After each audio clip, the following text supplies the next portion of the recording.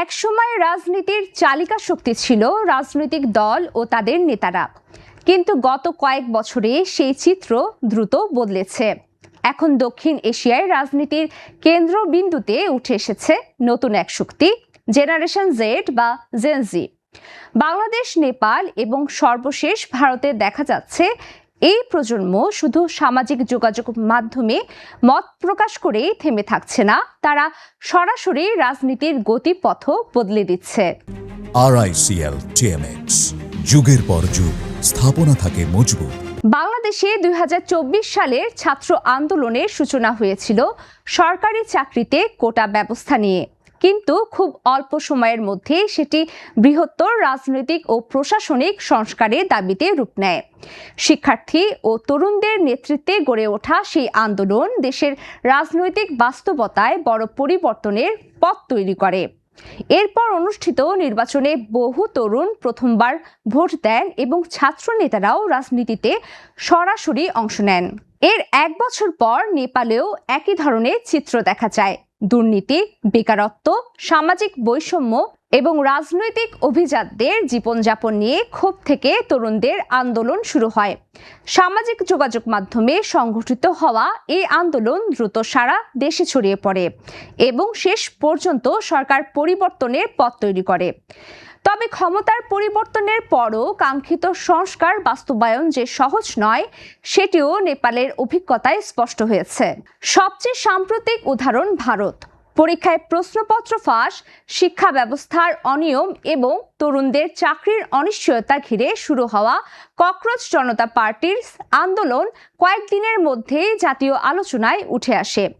আন্দোলনের চাপের মুখে কেন্দ্রীয় শিক্ষামন্ত্রীর পদত্যাগ ভারতীয় রাজনীতিতে বড় ঘটনা হিসেবে দেখা হচ্ছে। বিশ্লেষকদের মতে এটি শুধু একটি শিক্ষা বিষয়ক আন্দোলন নয়, বরং তরুণদের জবাবদিহি ও সুশাসনের দাবির বহিঃপ্রকাশ। এই তিন দেশের আন্দোলনের মধ্যে বেশ কিছু মিল রয়েছে। প্রথমত, এগুলোর বেশিরভাগই কোনো প্রচলিত রাজনৈতিক দলের নেতৃত্বে শুরু হয়নি।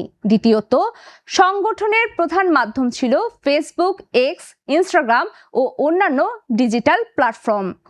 তৃতীয়ত, তরুণদের মূল দাবি ছিল দুর্নীতির অবসান, স্বচ্ছতা, কর্মসংস্থান এবং ন্যায্য সুযোগ নিশ্চিত করা।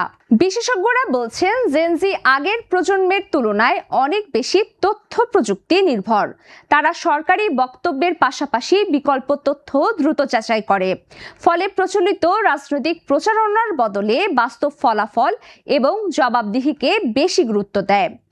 একই সঙ্গে তারা দলীয় পরিচয়ের চেয়ে নির্দিষ্ট ইস্যু ভিত্তিক আন্দোলনে বেশি আগ্রহী। তবে এই আন্দোলনের সামনে বড় চ্যালেঞ্জও রয়েছে। আন্দোলনের মাধ্যমে সরকার পরিবর্তন বা নীতিগত ছাড় আদায় করা সম্ভব হলেও দীর্ঘমেয়াদে রাজনৈতিক প্রতিষ্ঠান গঠন, নীতি বাস্তবায়ন এবং প্রশাসনিক সংস্কার অনেক বেশি কঠিন। বাংলাদেশ ও নেপালের অভিজ্ঞতা দেখিয়েছে, আন্দোলনের শক্তিকে টেকসই রাজনৈতিক পরিবর্তনে রূপ দিতে হলে সংগঠন, নেতৃত্ব এবং দীর্ঘমেয়াদী পরিকল্পনা অপরিহার্য। দক্ষিণ এশিয়ার সাম্প্রতিক ঘটনাগুলো একটি বিষয় স্পষ্ট করেছে, জেনজি এখন আর শুধু ভবিষ্যতের ভোটার নয়, তারা বর্তমানের রাজনৈতিক শক্তি। তাদের সংগঠিত হওয়ার ধরন, প্রযুক্তির ব্যবহার এবং দ্রুত জনমত গড়ে তোলার সক্ষমতা রাজনীতির প্রচলিত নিয়মকে বদলে দিচ্ছে। আগামী বছরগুলোতে এই প্রবণতা আরও বিস্তৃত হলে দক্ষিণ এশিয়ার রাজনীতিতে তরুণদের প্রভাব আগের যে কোনো সময়ের তুলনায় অনেক বেশি দৃশ্যমান হতে পারে।